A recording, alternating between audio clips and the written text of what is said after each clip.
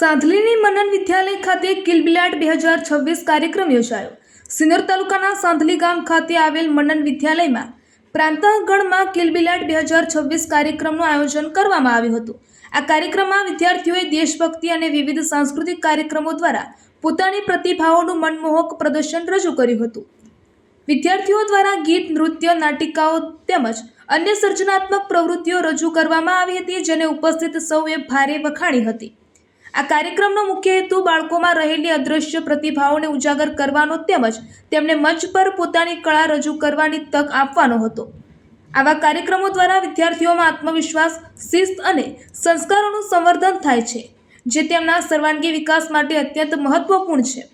મનન વિદ્યાલયના managing director યશ પંડ્યા તેમજ અમીષા પંડ્યાના માર્ગદર્શન હેઠળ શાળા પરિવાર દ્વારા આવા કાર્યક્રમોનું આયોજન કરીને વિદ્યાર્થીઓને શિક્ષણ સાથે સંસ્કાર અને સાંસ્કૃતિક મૂલ્યોનો પણ ઉત્તમ સંદેશ આપવામાં આવે છે।